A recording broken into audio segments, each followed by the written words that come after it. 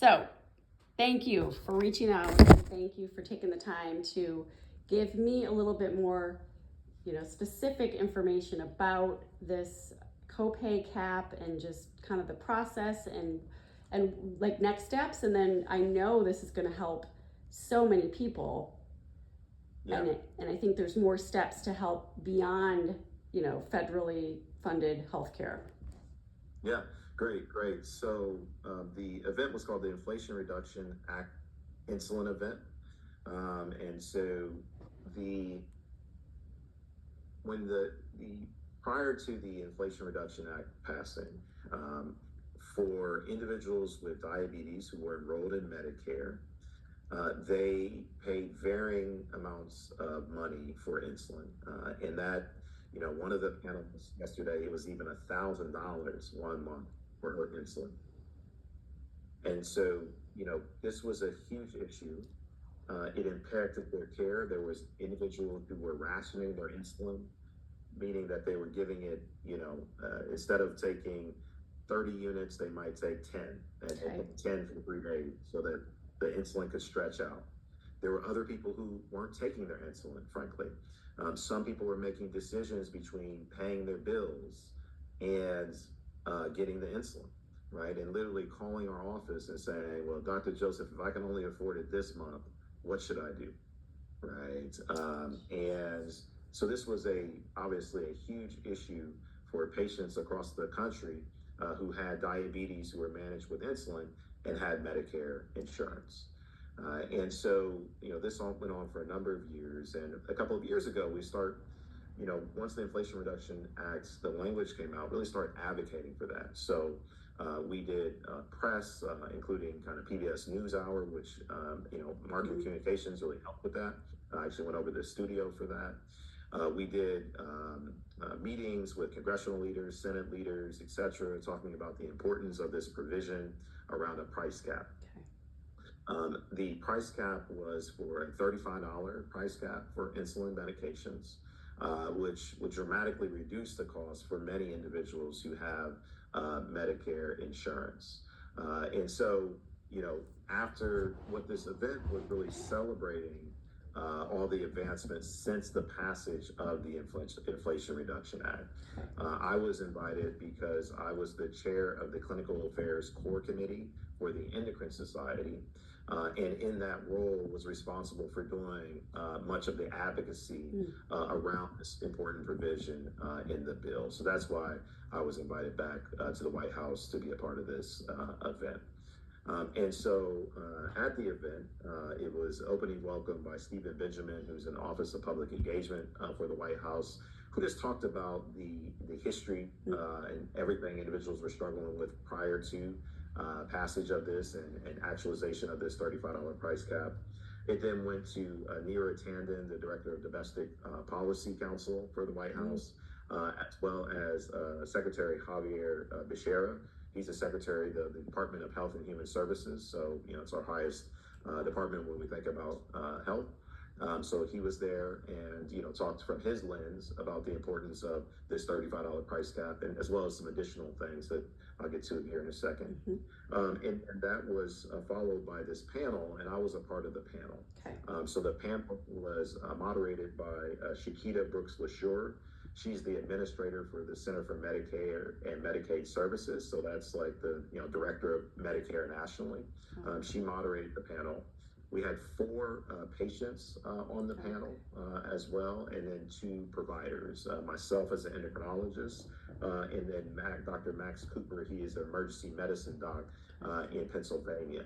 And so each person talked about kind of the pre and the post. Pre-passage of this, post-passage. Cool. And, the stories were quite incredible. But to summarize them, say people are really struggling. They were making decisions about, their house mortgage, right, and paying for insulin.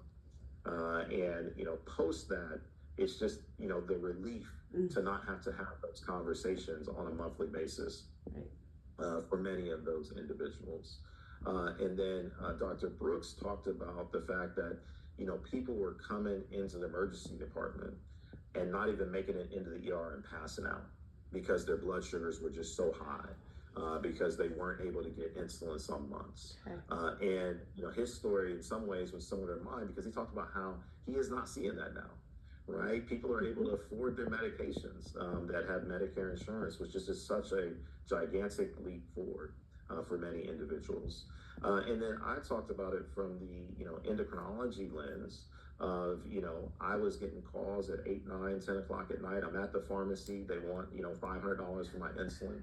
And I can't afford it. I'm spending 20-minute visits with 18 minutes of that visit focused on how are you going to afford your insulin, right? I'm talking about the donut hole, in March, April, May with individuals previously. At the beginning of the year, the first week of January, I used to just reserve time because I had to switch so many people's insulin over to older insulins that caused low blood sugars and everything. Right, I'd actually have to just reserve time on my calendar to do that. It was so many patients, and now we don't see that anymore. I mean, it literally like stopped, with the bill, which is just truly tremendous, and just like I said, gargantuan leap forward for many individuals that have Medicare insurance, and so that was kind of the theme of the event. Okay. There was the second part about, how do we get this information out to individuals to let everybody know? Right. And in that component, I talked about, kind of multimodal messaging, ensuring we are communicating this, in, barbershops, beauty salons, in recreation centers. I got to talk about the Healthy Community Center just a little bit, got a little pitch in there for that. As well as the doctor's office and the provider's offices. We need to be making our patients aware of this as well. So we talked about that. And then the last part of the event was focused on 2 new provisions that are going to be equally impactful. The first one is that next year in 2025, there's going to be a $2,000 price cap for all medications for individuals with Medicare insurance. So what that means is throughout the year, when you look at that amount that they pay, once they get to $2,000 of their own money that they pay, that's it. Everything else is covered. Wow. Which is huge. I mean, this is, huge. And then the other one is that right now, and it just came out, if you check the news today, they're going to have a press conference this afternoon with the administration, but they have completed the price negotiation. The third component of this bill was that there will be price negotiation. So Medicare is now negotiating with the pharmaceutical companies on the top 10 medications in terms of cost for Medicare. And the new pricing will go in effect in 2026. Next year, they're going to negotiate it on the next 15 medications on that list. The year after, 15 more. The year after that, 20 more. And so if you read any of the papers today on, I think it's Joe Biden and Kamala Harris at that event, but they're going to talk about that piece. But that was the third part of the conversation. Oh my gosh. Oh, so yeah, this is kind of a ripple. This is like a small thing that started this huge thing. One question, I mean, I'm just so thrilled that it has moved beyond insulin. That seems like an easy one because I remember, I don't know if it was during COVID or after, but the price of insulin also skyrocketed, it seemed. It is. The price of it, you got to remember that, Kelly, that when insulin was discovered, the discoverers of insulin actually did not want to patent it. They said this is a life-saving medication and it should be free. They used the word free for everyone. And they actually sold the patent to the university up there in Canada for $1. $1, right? Because they wanted this to be accessible to all individuals. And what we have seen over the last 5 years, 10 years, 50, you can look at however far back you want, but particularly the last 5 to 10 years, it's just a skyrocketing in the price of insulin. And that's what, has led to, ensuring that people have adequate access actually to policy and legislation to get this done. God. And this is my next question. So I'm thinking of all these companies that were gouging the prices, what are their caps? Like if the copay is only $3,500, is the government, as far as Medicare, paying the rest if the price is still really high? Or is there any movement on kind of bringing it down and to a more fair price coming So to. you're right. The copay is just $35. Who picks up that delta, right? Yeah. And so right now that is Medicare. Okay. That's picking up some of that delta there. Okay. But that is the importance of layering on the price negotiation. Yep. To bring down the overall cost of these medications. And that's why it was kind of a tiered event. Okay. We talked about the cap, then we talked about the $2,000 cap for next year, and then the price negotiation piece as well. Awesome. How do you see this then playing out for those who are not on Medicare? So private insurance. That's the work that we have to do. So Okay. in the legislation, there was also language around private insurance. Okay. Unfortunately, I should say unfortunately, I apologize. During the process of the negotiations and ensuring that this was bipartisan and all those good things, that language was taken out of the bill. And so right now, there are folks working every day to try to ensure that all individuals can have access to affordable insulin, irrespective if you have private insurance, if you're uninsured, all individuals should have access. So that is the journey that continues. And we feel like part of that journey is through the price negotiation, bringing all down the overall price for everyone. But also, what are those opportunities to enact legislation that would help individuals on private insurance and those who are uninsured as well? Okay, wonderful. So if we're in this part of getting the word out, I'm sure that is a big part of, now with seeing patients and saying, guess what? Insulin's not going to make you choose between food on the table and your insulin. What are some other ways that we can help besides just a story, like maybe even some social posts or something to help share this wonderful news? Yeah, and that's where I would love to link you to the Endocrine Society. Okay. So because I know that they were going to work with the White House team on what is some of that language, what are some of those posts we can share. Great. Okay. And so I think that is an opportunity to create that linkage. The director, Shakita Brooks LaSure, talked about some of that language that they were going to be using, how that's important to them. So I imagine that there's some language and posts that are going to be coming. Okay. And ensure that we're a part of that so that we can share that out with our patients here at Wexner Medical Center, and as well as the broader Ohio community would be wonderful.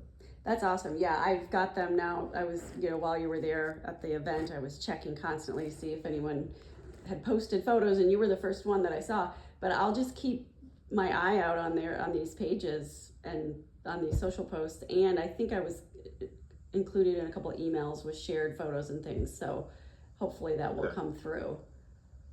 And do you have an iPhone by chance? I do. Can I text you some of my photos? Oh, yes. Relatively decent photos. Let me. What's your phone number? It is 614. Okay. 403. Okay. 3461. 3461. Okay. I'll text a few right now. Excellent. Okay. Well, I will do it. I would love just to tell the story a bit about, about the, Inflation Reduction Act and all the different things. And I think it's the only reason why I called back is I really want us to be able to let patients know about this. Yeah. And the benefit that it's going to have for them.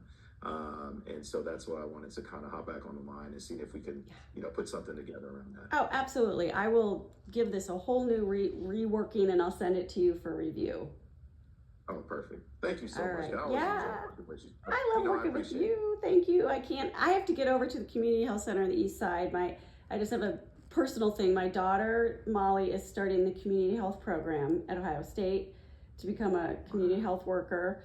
And my older daughter is the chief of staff for the National Association of Community Health Centers in Washington. I know. I know. So I told Molly, was like, Mom, that's right around the corner for me. I was like, that would be a cool place for you to get connected with. So hopefully, she has to do practicum, so hopefully we can get her over there. But it's happening. That'd be great. We'd love to host her. That sounds great. That's awesome. Okay. You'll have my cell as soon as I send you pics. So okay. Don't hesitate to text. All right. Thank you so much. Bye. All right. Bye-bye.